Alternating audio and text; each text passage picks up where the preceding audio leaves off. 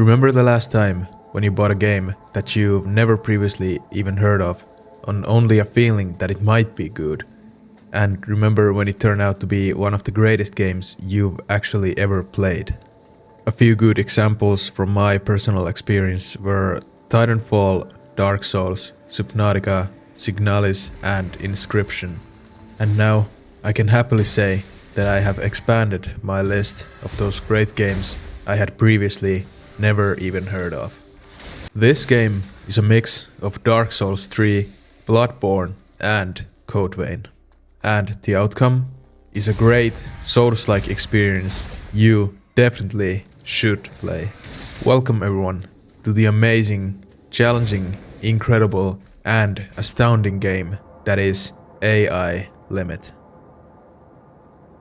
I'll try to keep this video a short, spoiler-free experience, for I want you to actually experience this fantastic game yourself. But there might be some spoilers up ahead, like bosses and certain areas, so keep that in mind, you have been warned. Gameplay-wise, AI Limit is amazing. If you're familiar with the Souls formula, even just a little, you'll feel right at home here. Even the controls are nearly identical to Dark Souls 3, right down to the rhythm of combat and how the movement feels. The stat system, also extremely familiar. Leveling works just like in the Soulsborne titles. You collect souls, well, they're equivalent here, and then spend them to increase your core stats. Vitality, strength, dexterity, all of it is here. You'll find yourself slipping into that familiar rhythm almost immediately. Whether you're upgrading your healing, fine-tuning your weapon loadouts, or piecing together different questlines scattered across the world, there's a strong sense of déjà vu in the best possible way. That Souls-like DNA runs deep, and the game doesn't even try to hide it, but rather than feeling like a lazy copy, it feels more like a love letter with its own voice layered on top. At its core, the gameplay loop is simple.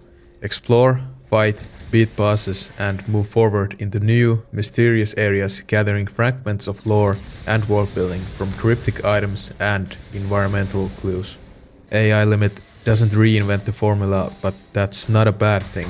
Not everything has to be groundbreaking to be great. Sometimes refinement speaks louder than revolution. What makes this game stand out are its unique quirks and strengths, things you won't find in any other title. The world building is exceptional. Weapon design is not only visually distinct but mechanically satisfying. Each playstyle feels valid and fun, whether you're a heavy hitter, a fast dodger, or something in between. And the characters you meet while shrouded in mystery have actual depth. Is that you, Ursa? I've been waiting and you're the only one who's willing to listen. Even the characters' questlines are worth pursuing, not just for the rewards, but for how they tie into the game's emotional narrative core. Now, let's talk about the enemies, because this is where AI Limit really shines. Enemy design across the board is excellent. The regular mobs keep you on your toes, forcing you to stay engaged instead of zoning out during exploration. But the bosses, they're on a whole other level. Boss fights in this game are quite literally one of the main selling points. Every boss feels distinctive and memorable. Their attack patterns, pacing, and design are all crafted with care. Some are brutal, forcing you to rethink your approach entirely, while others are more accessible, giving you room to learn without overwhelming you. And yes, there are fights here that will make you put down the controller, walk away and come back the next day with a fresh mindset. In classic Souls fashion, the struggle makes the victory feel earned. If you ever enjoyed games like Bloodborne, Code Vein, Dark Souls 3, Nioh, or even the recent Black Myth Wukong, you will absolutely enjoy AI Limit. And that's not a maybe, that is a fact. Honestly, if you are even slightly on the fence about picking this game up, just do yourself a favor and go for it. You won't regret it. Period. Just do it! In the end, AI Limit's gameplay doesn't need to break the mold. It just needs to feel good, and it does. Whether you're a seasoned Souls veteran or a newcomer curious about the genre, this might just be the perfect entry point to you. It respects the formula but adds enough of its own flavor to stand on its own. Story-wise, I'll keep this segment short as I'm trying to spoil as little as I can while still explaining the basic principle of what AI Limit is. AI Limit takes place in a distant, post-apocalyptic future where the world lies in ruins, scarred by a catastrophe. What remains of human civilization is fragmented, clinging to survival amid decaying cities, corrupted machines, and strange organic mechanical monstrosities. The air is heavy with mystery, and the line between life and artificial existence has long since blurred. You play as Arisa, a synthetic human who awakens in this desolate landscape with no clear memory of her purpose or past. As she journeys through the ruins of once great civilization, she encounters cryptic figures, forgotten technologies, and echoes of a time when the world still held hope. Bit by bit, she begins to piece together not only the truth behind her creation, but also the larger fate of the world and the forces that led to its fall. The story of AI Limit is layered and atmospheric, told through fragmented dialogue, environmental storytelling, and haunting visuals. Rather than feeding the player clear answers, it invites exploration and reflection. Themes of identity, loss, memory, and humanity's dependence on technology are woven throughout, offering a somber yet fascinating look into the future where what it means to be alive is no longer black and white. All in all, the story and lore is somewhat good. Nothing amazing like in Elden Ring, but enjoyable nonetheless. One of my favorite aspects of AI Limit is the art style. The game has a visual identity that immediately sets the tone for everything it tries to communicate. It's not just a matter of aesthetics, but a deliberate choice that breathes life into the world, even as the world lies on the brink of death. The game blends cyberpunk, anime, and post-apocalyptic themes with a distinct Eastern influence, creating an atmosphere that feels both alien and oddly familiar. Environments are rich with texture and detail. Cityscapes overtaken by nature and decay. Streets are littered with debris, flickering signs, and rusted machinery, while strange organic growths twist through concrete and glass like veins. Look closely. See the traces of disturbed soil around the edges? What does this mean? Every location feels deliberately ruined, like a snapshot of a world that once thrived but has been abandoned to time and entropy. The color palette plays a huge role here.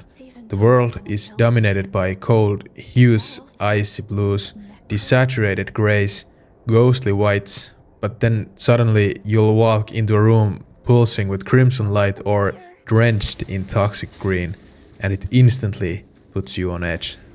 These moments of contrast aren't just pretty, they're emotional cues. They reflect the instability of the world and mirror Arisa's internal state. The visuals aren't just telling you where you are, they're telling you how to feel. And then there's the character design, which is a fascinating mix of high-tech and elegance.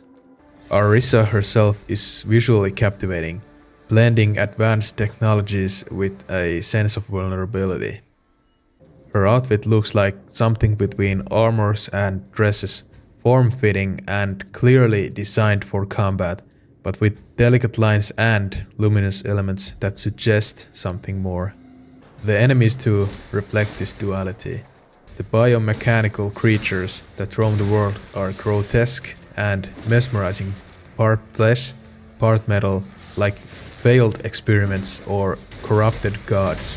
Some are spindly and insectoid, while others are massive, hulking brutes stitched together from industrial parts and muscle. What makes the art style so effective is that it's more than just a visual flair, it's a tool for world building. The game doesn't rely on long expositions or traditional cutscenes to explain the state of its world. Instead, it shows you. Through the cracked windows, the broken towers, the twisted remnants of technology, and the elegance of decayed beauty, it allows you to feel the story as much as you understand it. You don't just see ruins, you see a history behind them, that this world actually once thrived. In short, the art style of AI Limit is more than just beautiful. It's immersive, haunting, and deeply intentional. It's the lens that through which the entire narrative is experienced, and it reinforces the game's emotional and philosophical core at every turn.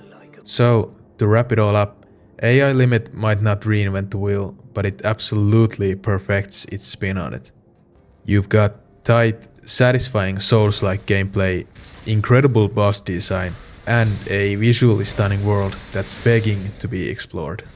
The art style is haunting and beautiful, the combat feels rewarding, and the story, while mysterious, pulls you in deeper the more you uncover.